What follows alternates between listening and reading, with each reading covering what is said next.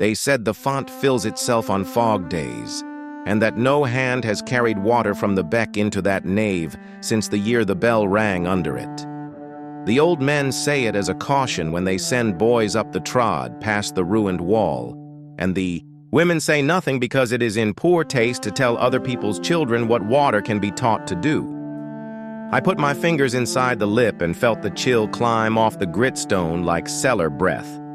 When I lifted them again, the wet line sat on my skin clean and level, not from any spill, but from the font's own mind. This is how the Moor remembers a story. Not in words, but in the ways wood swells and stone holds.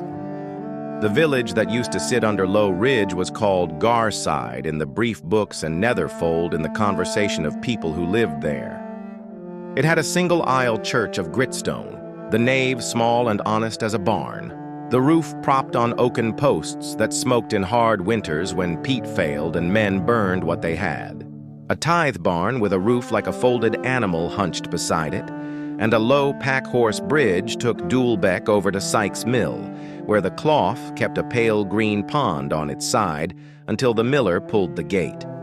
The houses were longhouses, stone on the weather side and timber under thatch on the lee, with beasts brought under in winter so the breath of cows could keep children alive. Trots of flagstones climbed between heather walls up to the peat cuttings where men learned 2 measures of weight, of spade and of sin.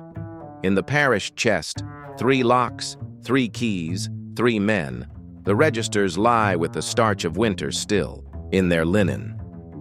1736 is heavy on the page. A cracked hand, the rector's, writes fewer baptisms than burials in that year, and in the column where his ink ought to have put chrism shows, he has written in a small stern script, "Unbaptized, no Christian burial."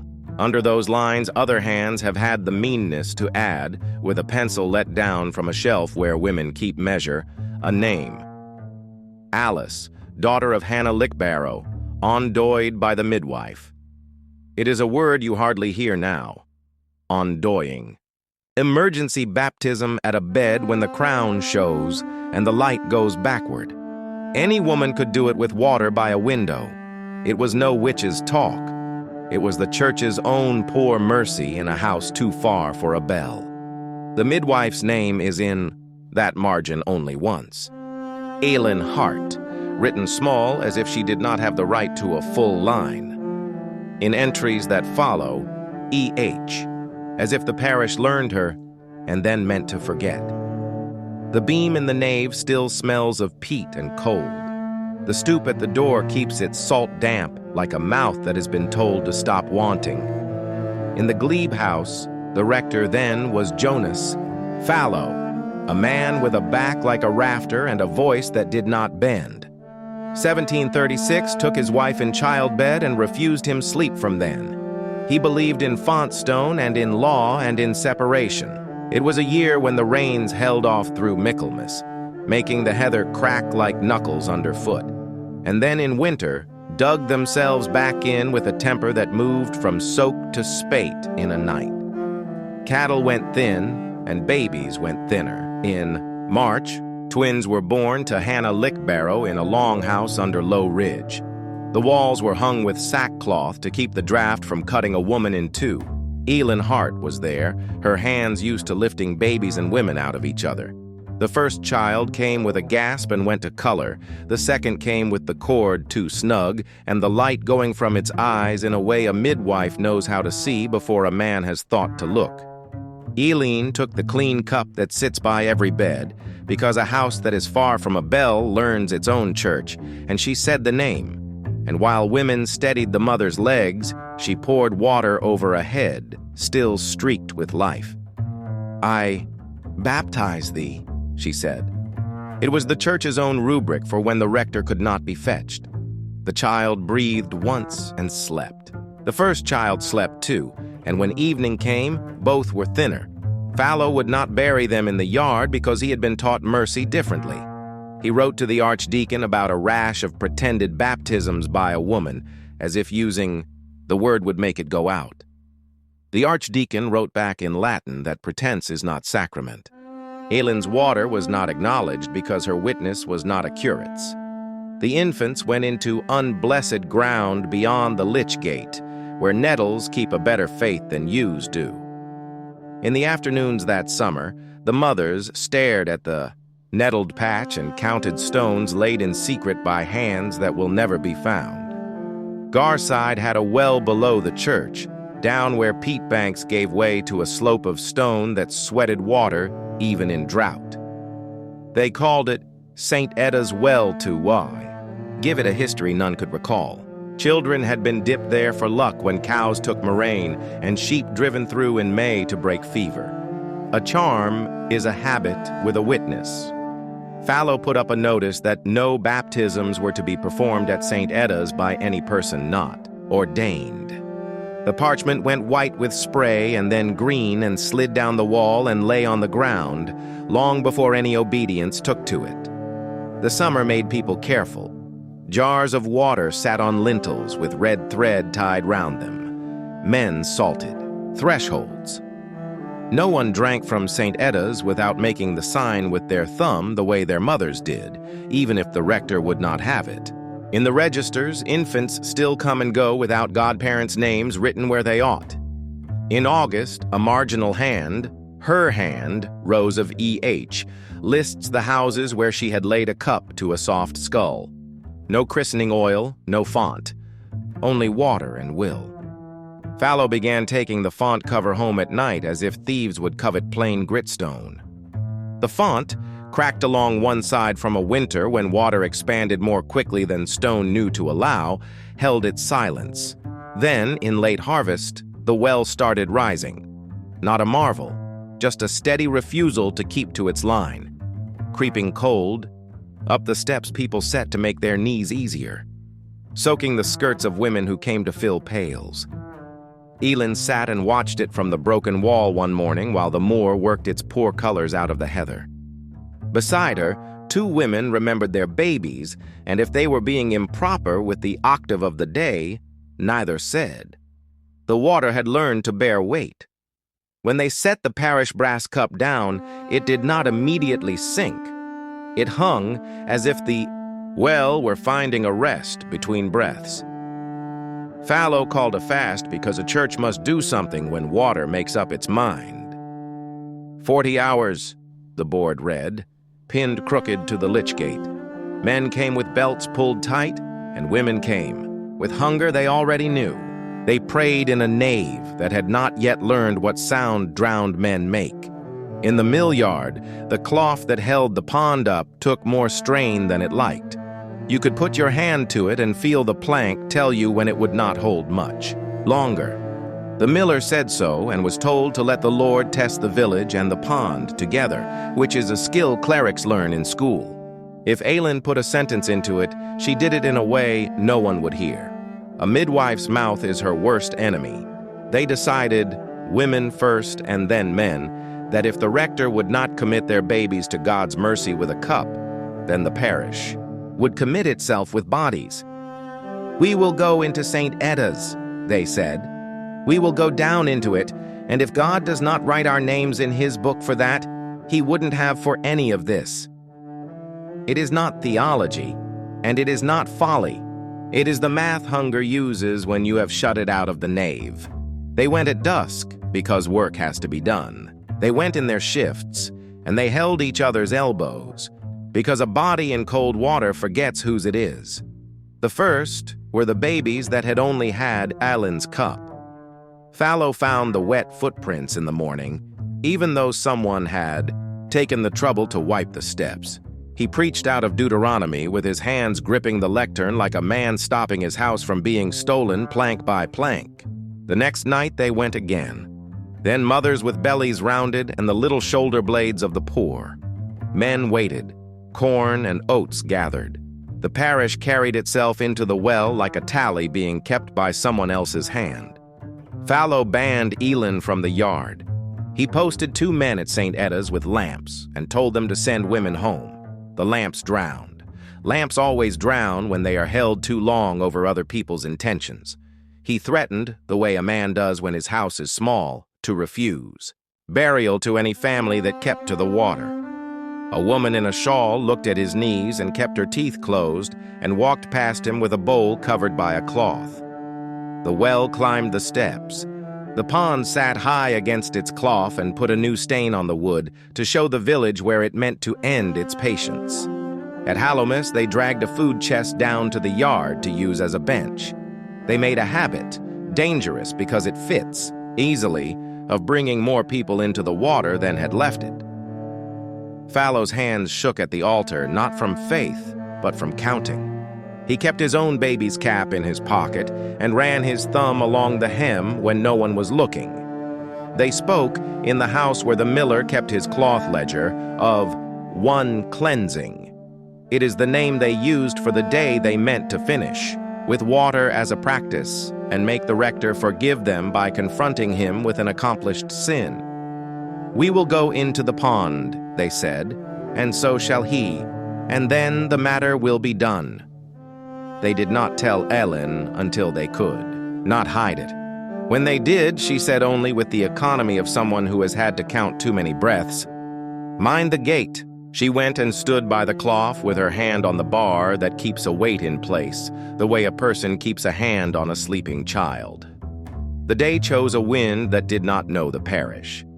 People came down from low ridge already wet at the hem, from creeping water. The church door stood open because the nave could not keep itself closed anymore. The well poured its brim the way a mouth pours when you take a cloth from it. The miller stood with his hands to himself. The rector put on linen and persuaded himself that he would conduct this like a thing from a book. He stood by the font that had taken its own measure, and the crack in the side made a line that looked like writing. They went into the pond until the cold bit their ribs and pulled their breath as if asking for it. A woman with a baby stood at the edge and held the child high and lowered her own body, making her mouth into a syllable she could not write. The men went in too because shame had at last learned to walk in their boots.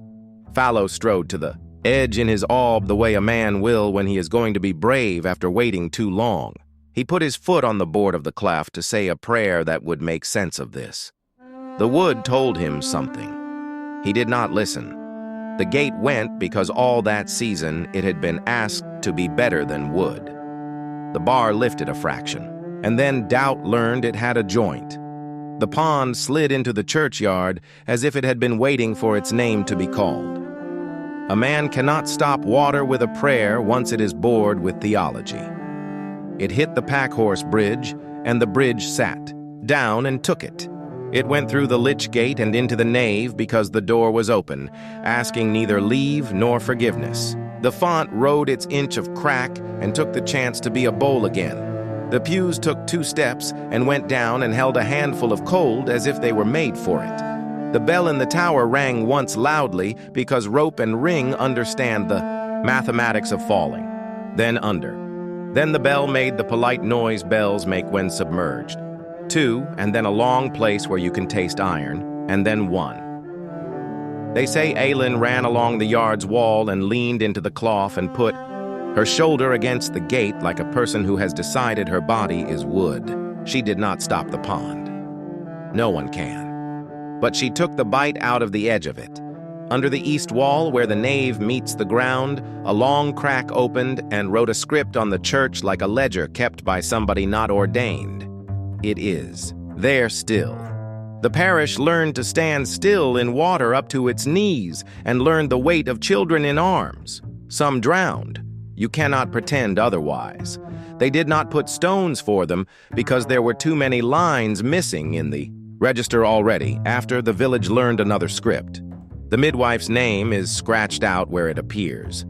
A different hand has written "forgotten" under the list of women into whose yards she had been permitted to go. The water receded to its well and then refused to drop to its old line. Fallow left for a parish on the plain.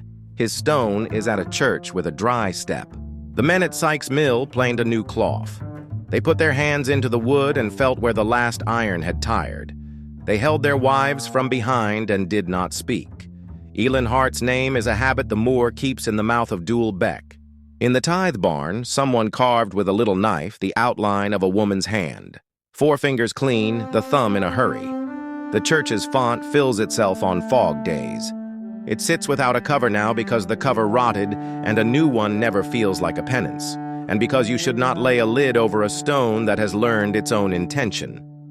In the arch of the doorway, the salt of winter sets itself like lace. The bell does not ring because there is no rope, but on cold evenings you can hear from under the floor the polite negotiation of iron and air when water takes the trouble to remember how to be weight. 2. The long place a human throat understands. 1. I stepped out from the shadow of what is left and into the heather, because the moor needs witnesses who do not think themselves judges. The pack horse trod lay like a line you could either follow or not, and the wind did that flat, thinking thing it does when it has passed over wet ground and changed its mind about kindness. At St. Edda's Well, the steps shine with lives. The parish offerings, no coins now, only red thread and pieces of white cloth, sit under the lip. If you put your palm to the water, it leans into you as if finding out whether you will carry it somewhere improper. If you say her name, Elin, or any other woman's there, the well will only make a very small sound and then pretend it did not. Above, at the longhouse that still leans against its own beast stall, because that is how it learned to live, smoke comes from a roof, not because of a fire, but because peat smoke lives in a thatch forever. The midwife nobody writes about is the way the moor keeps itself from splitting open out of shame. The baptism that drowned the village did not make sin go out of it. It made the water write the register where men would not. Once, in a dry year, the font went low, and men from the town came with a pump to get the rest out to see where it comes from. The pump coughed and put down only an inch and then sulked, and the men from the town left with a ladder and a complaint. In the line the pump left, small marks showed themselves on the gritstone, not letters, not numbers, just neat crescents in pairs close together and far. Teeth set too square for fox, too near for a man, not a proof that would persuade a clerk, enough for a moor. The visitation book in York does not call it a drowning. It calls it a disorder at the water, which is the sort of sentence a city makes to keep its own hands clean. The archdeacon's man rode over the ridge in May and wrote that the font had manifested an unseasonable humor, and that certain women had made their own ministrations in the pit called St. Edda's. Contrary to godly order, he put down the names that would be given him by a rector still sore from winter: Hannah Lickbarrow, Anne of Sykes, Bess Hartley, who bled out a fortnight later, and at the end, one Elin H., commonly bearing herself midwife. There is a column for penances, neat as a butcher's tally. Sheet at the church door, Sundays for 3 Lord's days, it says for the first 2. Confession before the congregation, it says for the next. Beside Elin's initial, there is a line that begins, to acknowledge her fault, and stops. Not with ink, but with a smear of damp that spread where a droplet fell and then was blown and left to dry. Under that, in the margin, the man adds, in his city hand, the well is to be covered at night. The moor knows the difference between a covering and a lid. The plank over the gate at Sykes Mill learned its own history the way wood does when fingers teach it. The miller planed a new cloth with iron that had been mended twice since the flood and once before, and when he set it, he sanded the top smooth where fallow had laid his foot and listened to nothing at all.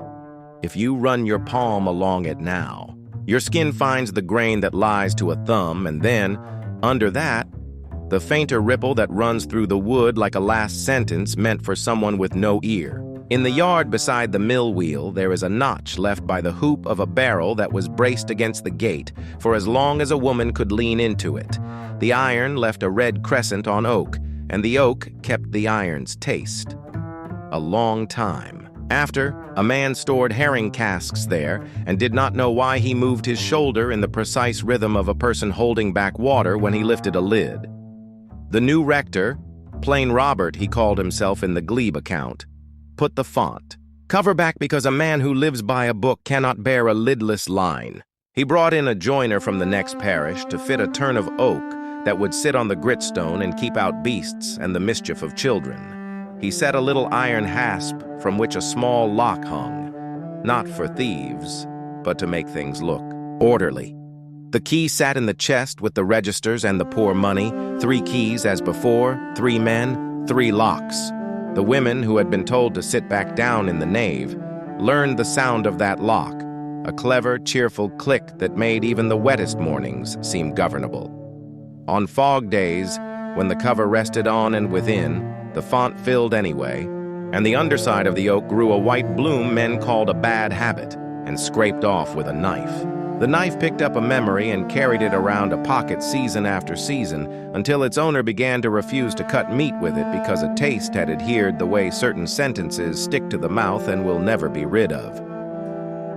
St. Edda's. Steps bear the iron of little nails where clogs went down into cold, and the lime on the lower riser takes a shine against the heel where a woman turned with a hand on the wall because her feet told her to go back and her arms told her not to. A notice from 1740, tacked to the uppermost stone with 2 nails that outlast the paper, forbids superstitious washings and calls the well a place much frequented by obstinate persons. It is the word for cattle that will not go through a gate. The men carried home peats on their backs bound with twist and worked the upland the way their fathers did. They made Methodist faces one winter and sang in the tithe barn where the damp came up through the threshing floor and put lines on the women's skirts like new writing.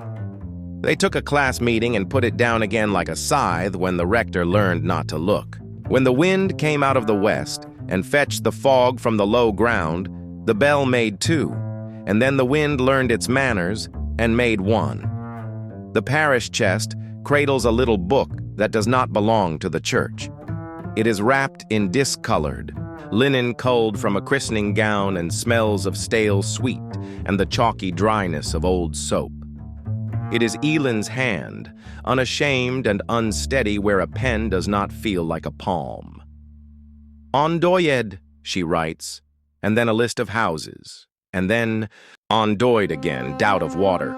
At the top of a page half torn out, she has started a line, "A cup shall do if God looks," and then she has torn the page at her own fingers. She has a habit of striking out her name where it begins a sentence. At the back, she has stitched. A strip of linen on which a thumbprint, hers or another woman's, has left the brown oval the body makes when it would baptize, and is told to wait for a man who is tower and book. The linen carries a taste of iron if you put the corner to your tongue where no one will see you. This is not sacrilege. It is what a record asks of someone who has no witness but his own mouth.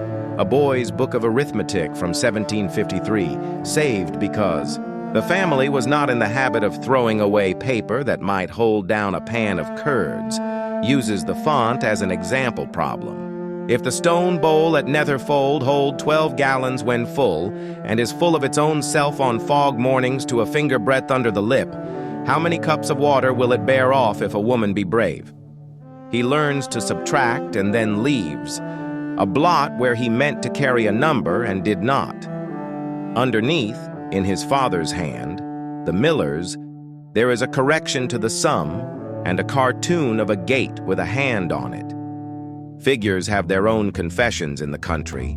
Men who can calculate a tithe and a rent, and a poor rate cannot make a sum out of what it costs to stand still while water takes your weight. By the Clapper Bridge, which the parish set after the Packhorse Arch went off with the flood, the beck makes a sound that has no rhetoric in it.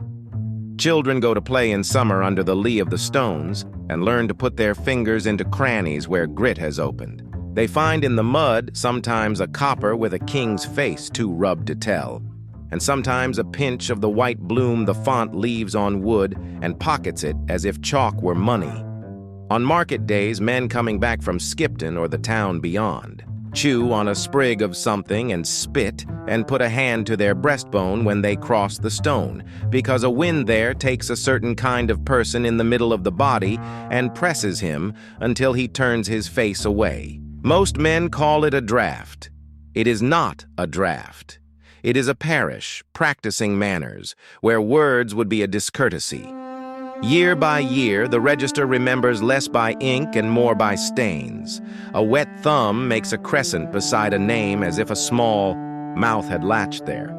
The ink grows faint where a rector, plain Robert, mild as summer peat smoke, wrote, "Baptized conditionally per emergency," as far as the church would let him go toward saying what the women were doing without him. Beside that, the other hand, a woman's, has placed a dot of grease that has eaten its way through a little, and under the dot there is no name. The book shaving that falls when a clerk trims the edges to rebind smells of glue and old sheep, and, faintly, of lamp. When the book is shut, the press squeezes the dots together so they must share their stains and cannot keep their separate marks.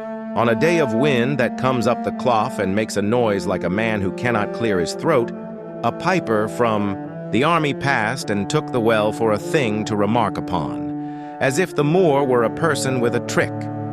He set a tone against the ring of stones and found it came back to him without his consent. "Two," the well answered, in the polite register, of a place that has rehearsed. Then the lean drawn bar of a rest that took his breath without his asking. Then 1. He put away his pipe, because there are tunes you are not supposed to pick up if you mean to keep your house, and he went on into the next valley where other water minds its own business in the limestone and has not been made into a sacrament or a grave. Ailin, if she was alive that year, stood at a longhouse door and watched him go with the particular patience of a woman who has washed out too many cups and knows there will be more.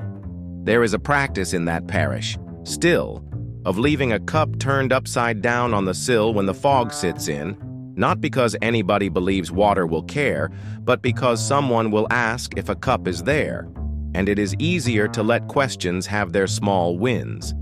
In winter, when the frost takes the tiny moisture from the underside and leaves it on the stone like writing in dust, the paired arc of little crescents sometimes shows itself and frightens nobody who is old. They are teeth.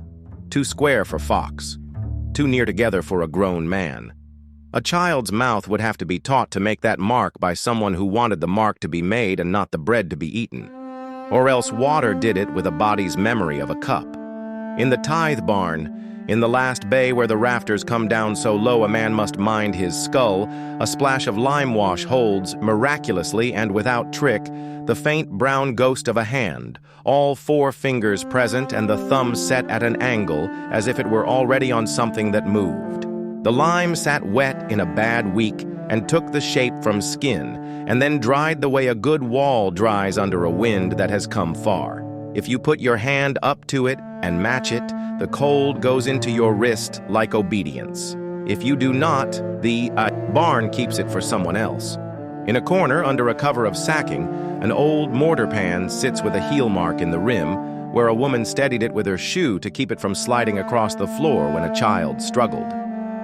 The pan is cracked and patched with the lead a man melted on a spoon over a peat fire. The line where the lead meets the clay carries the thickness of a sentence that has been spoken too often and does not thin out. They built later a little Methodist chapel with brick tight as teeth, low and square, in a fold of ground beyond the mill pond. The Moor's habit of water sought it out on fog days and entered in a civil way under the door, not flooding, not staying, just crossing, like a person who came to see if singing were still a thing that men would do after everything had been, made into numbers. The women took their seats and kept their mouths to themselves, which is to say they sang in a key men did not write down. The midwife's name does not appear on the chapel's roll, which is a kind of piety the Moor has toward those it keeps. In the corner, behind the elm pew, a child once set a cup on its side and rolled it against brick, and the sound it made was not the sound a cup has any business making unless it is in a nave. 2. The little ring, bright as pity. Then the quiet, where the floor and the skin in the mouth decide about thirst. Then 1. On a certain morning when the heather was all dull bloom and the sheep's backs took a blue where the wind had lifted the oils and made them thin, the font had fallen back to its line. Men from the town came again with a pump out of boredom and pride. They set its foot and worked the handle and counted to see if a man could empty what had made itself full. The pump took a breath in a mechanical way and spat a little, and the handle moved with the dry chaffing that iron makes when it does not want to be told to go on. They kept at it, and the handle went down and came up at a learned pace, and under the slap of the leather and the clatter of the foot valve, another sound asserted itself without raising its voice. 2. The pause a pipe dreams it can make in a throat. 1. They stopped and did nothing crucial about it. The pump sat in the aisle and frowned. The men took their wages and went home to houses where there is no call for a font and no room for a well, and their wives hung breadcloths on hooks and told the girls to mind their cups.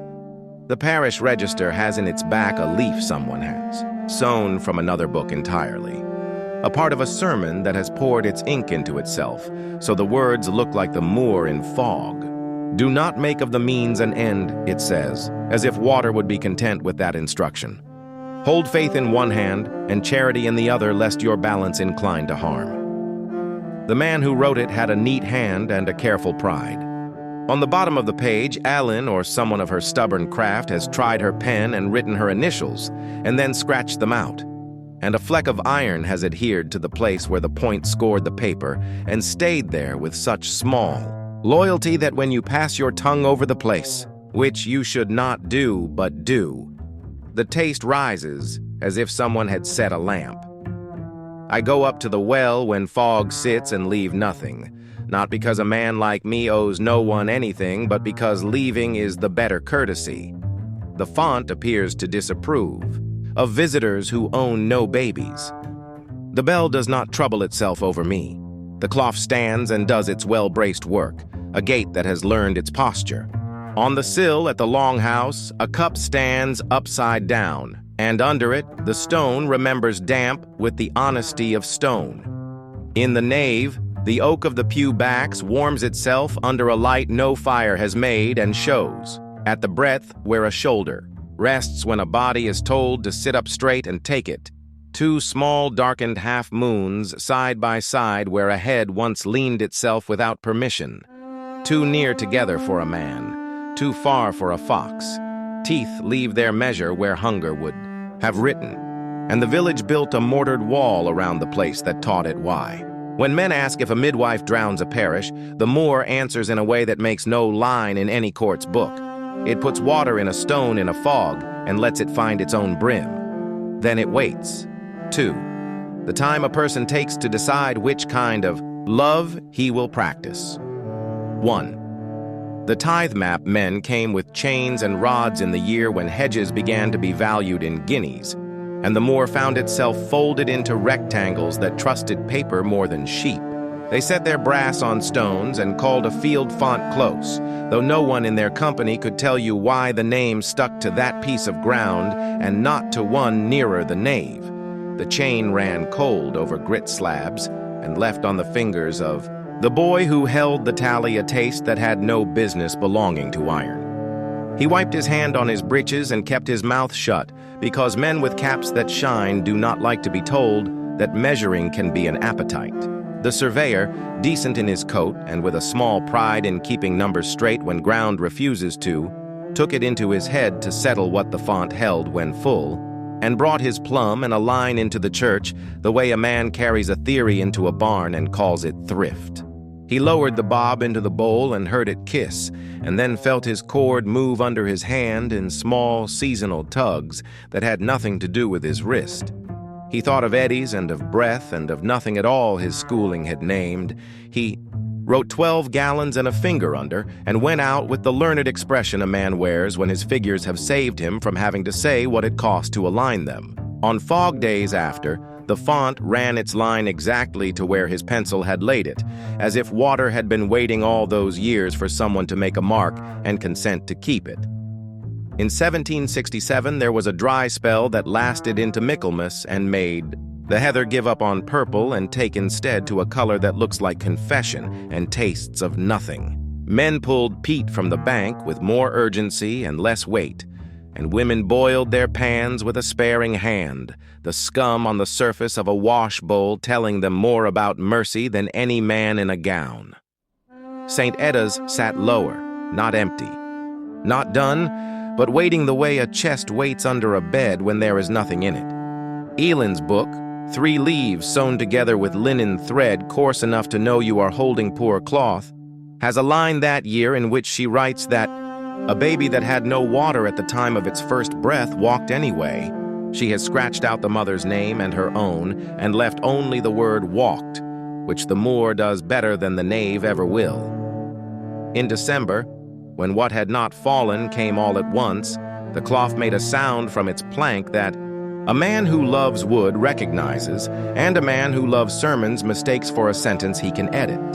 The pond asked to be let through. The bar refused. The water rode its own hedge with ice and stood polite for a month.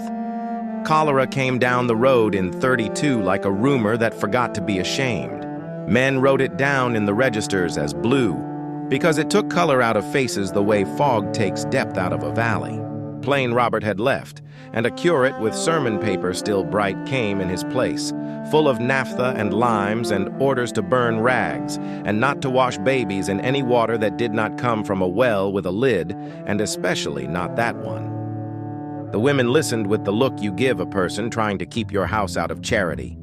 They went to the field and stood by St. Edda's and dipped and did not announce it.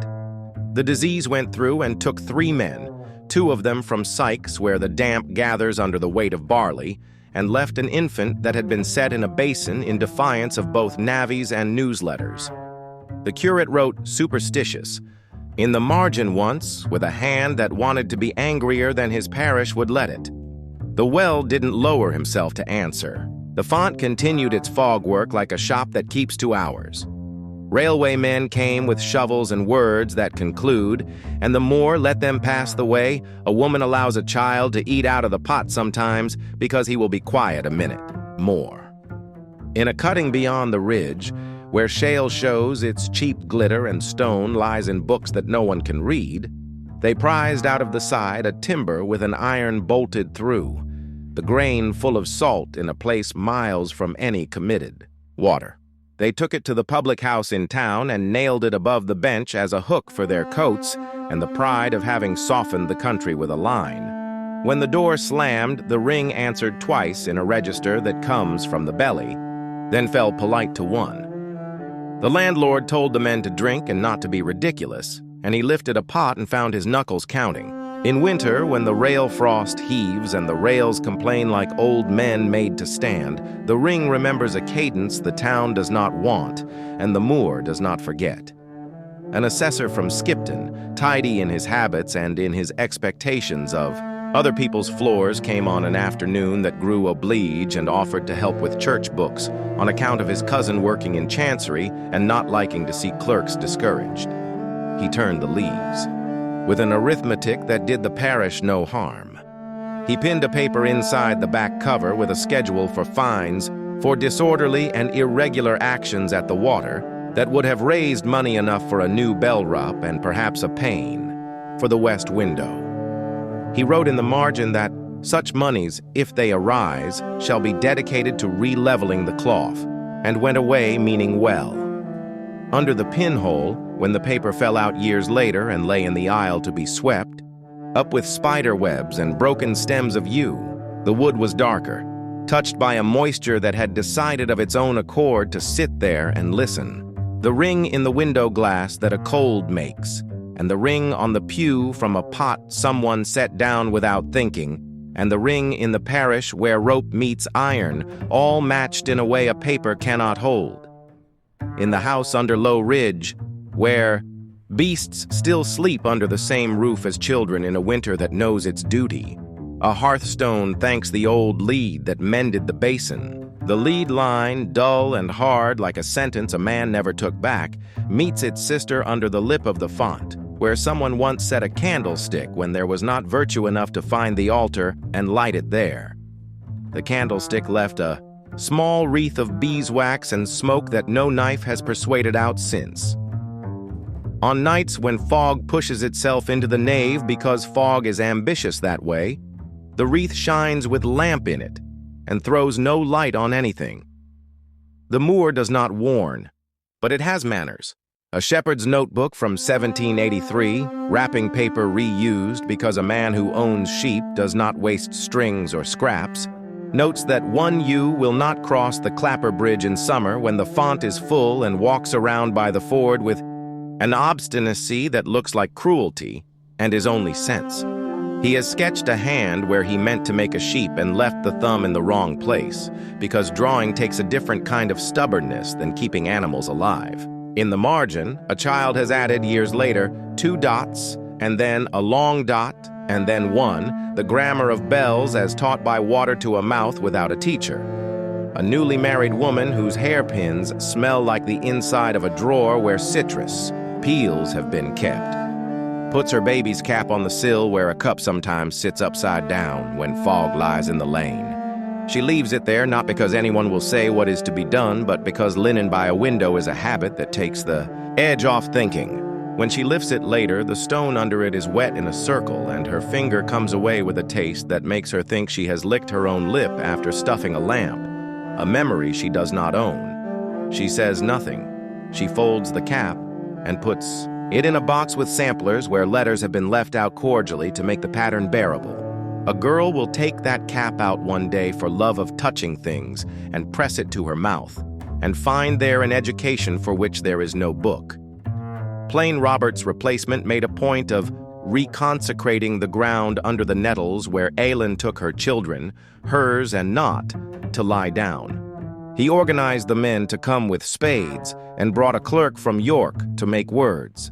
The men came because a spade is a language they learned before they were taught to read. They found bones and did not put down their tools because if you stop, for long you will remember what your hand has already learned, and your hand has no archive. The clerk read, "I am the resurrection," in a keen letter, and the Moor adjusted its silence politely to make room. The curate went home to a wife whose belly had begun to be round. And when she came to her hour, and the midwife other villages knew by a different name did not arrive in time, and a second light under her first went out, the curate leaned over the bed with a cup of water that had no name, and put his hand to the child's head, and said what Elin had said, and the water came away on his fingers and tasted of iron. He did not tell the archdeacon because words would not do anything more than they had done to Elin. In the Methodists' brick box, where light comes flat and pews sit level with a will that thinks low is safe, a little scratch has appeared at the base of the pulpit where a dampness explored one year in the night and made its experiment and left, leaving behind the faintest salt. The lay preacher knocked it off with a brush and was fine until the day he took to counting his breath as he climbed to his place. He counted 2, then stood there a beat too long, and then 1. And the congregation waited with that country kindness that makes room for habit and for the human error by which a man learns what he should fear. He did not do it again. The body often only needs to be taught once. The field names on the awarded map still show the history men meant to bury. Font Close sits square where no font belongs. Dual Bottom has its line under the ridge where dusk falls early. Baptism piece is a joke an assessor thought he could tell on paper without telling on himself. On fog days, the children run the trod, under the ruined wall and slow without knowing why when they pass the spot where nettles grow best. Their mouths taste of lamp without having seen one lit, and they cry only when someone asks them what they have in their mouth.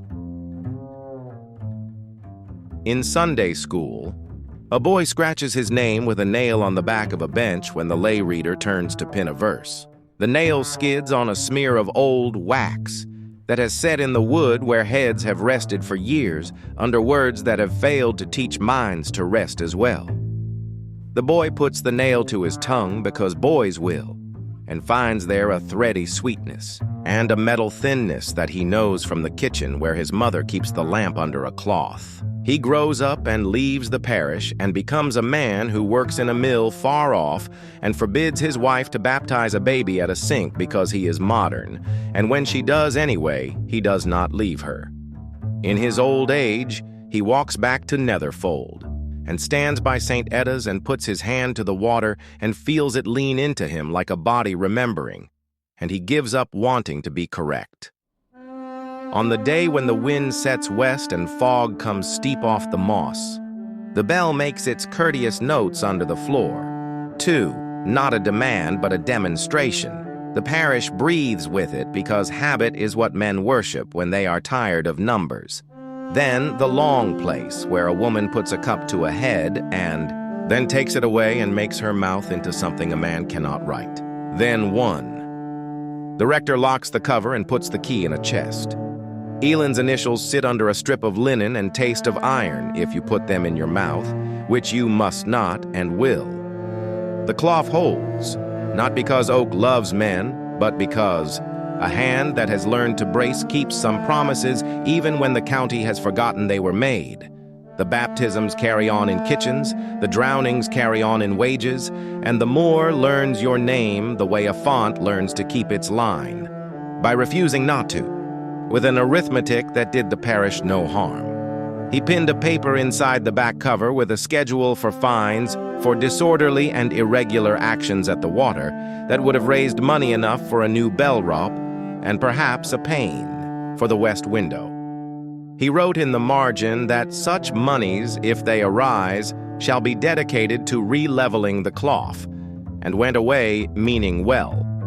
Under the pinhole, when the paper fell out years later and lay in the aisle to be swept, up with spider webs and broken stems of yew, the wood was darker, touched by a moisture that had decided of its own accord to sit there and listen. The ring in the window glass that a cold makes, and the ring on the pew from a pot someone set down without thinking, and the ring in the parish where rope meets iron, all matched in a way a paper cannot hold. In the house under Low Ridge, where beasts still sleep under the same roof as children in a winter that knows its duty, a hearthstone thanks the old lead that mended the basin. The lead line, dull and hard like a sentence a man never took back, meets its sister under the lip of the font, where someone once set a candlestick when there was not virtue enough to find the altar and light it there. The candlestick left a small wreath of beeswax and smoke that no knife has persuaded out since. On nights when fog pushes itself into the nave because fog is ambitious that way, the wreath shines with lamp in it and throws no light on anything. The Moor does not warn, but it has manners. A shepherd's notebook from 1783, wrapping paper reused because a man who owns sheep does not waste strings or scraps, notes that one ewe will not cross the Clapper Bridge in summer when the font is full and walks around by the ford with an obstinacy that looks like cruelty and is only sense. He has sketched a hand where he meant to make a sheep and left the thumb in the wrong place because drawing takes a different kind of stubbornness than keeping animals alive. In the margin, a child has added, years later, 2 dots, and then a long dot, and then 1, the grammar of bells as taught by water to a mouth without a teacher, a newly married woman whose hair pins smell like the inside of a drawer where citrus peels have been kept, puts her baby's cap on the sill where a cup sometimes sits upside down when fog lies in the lane. She leaves it there, not because anyone will say what is to be done, but because linen by a window is a habit that takes the edge off thinking. When she lifts it later, the stone under it is wet in a circle and her finger comes away with a taste that makes her think she has licked her own lip after stuffing a lamp, a memory she does not own. She says nothing. She folds the cap and puts it in a box with samplers where letters have been left out cordially to make the pattern bearable. A girl will take that cap out one day for love of touching things and press it to her mouth and find there an education for which there is no book. Plain Robert's replacement made a point of reconsecrating the ground under the nettles where Elin took her children, hers and not, to lie down. He organized the men to come with spades and brought a clerk from York to make words. The men came because a spade is a language they learned before they were taught to read. They found bones and did not put down their tools because if you stop, for long you will remember what your hand has already learned, and your hand has no archive. The clerk read, "I am the resurrection," in a keen letter, and the Moor adjusted its silence politely to make room. The curate went home to a wife whose belly had begun to be round, and when she came to her hour and the midwife other villages knew by a different name did not arrive in time, and a second light under her first went out, the curate leaned over the bed with a cup of water that had no name, and put his hand to the child's head, and said what Elin had said, and the water came away on his fingers, and tasted of iron. He did not tell the archdeacon, because words would not do anything more than they had done to Elin.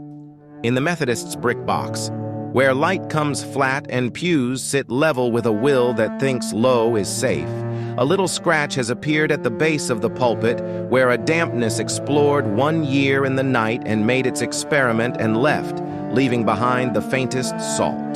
The lay preacher knocked it off with a brush and was fine until the day he took to counting his breath as he climbed to his place. He counted 2, then stood there a beat too long, and then 1, and the congregation waited with that country kindness that makes room for habit and for the human error by which a man learns what he should fear. He did not do it again. The body often only needs to be taught once. The field names on the awarded map still show the history men meant to bury. Font Close sits square where no font belongs. Dual Bottom has its line under the ridge where dusk falls early. Baptism Piece is a joke an assessor thought he could tell on paper without telling on himself. On fog days, the children run the trod under the ruined wall and slow without knowing why when they pass the spot where nettles grow best. Their mouths taste of lamp without having seen one lit, and they cry only when someone asks them what they have in their mouth. In Sunday school, a boy scratches his name with a nail on the back of a bench when the lay reader turns to pin a verse. The nail skids on a smear of old wax that has set in the wood where heads have rested for years, under words that have failed to teach minds to rest as well. The boy puts the nail to his tongue because boys will, and finds there a thready sweetness and a metal thinness that he knows from the kitchen where his mother keeps the lamp under a cloth. He grows up and leaves the parish, and becomes a man who works in a mill far off and forbids his wife to baptize a baby at a sink because he is modern. And when she does anyway, he does not leave her. In his old age, he walks back to Netherfold and stands by St. Edda's and puts his hand to the water and feels it lean into him like a body remembering, and he gives up wanting to be correct. On the day when the wind sets west and fog comes steep off the moss, the bell makes its courteous notes under the floor. 2, not a demand, but a demonstration. The parish breathes with it, because habit is what men worship when they are tired of numbers. Then the long place, where a woman puts a cup to a head and then takes it away and makes her mouth into something a man cannot write. Then 1. The rector locks the cover and puts the key in a chest. Elin's initials sit under a strip of linen and taste of iron if you put them in your mouth, which you must not and will. The cloth holds, not because oak loves men, but because a hand that has learned to brace keeps some promises even when the county has forgotten they were made. The baptisms carry on in kitchens, the drownings carry on in wages, and the Moor learns your name the way a font learns to keep its line, by refusing not to.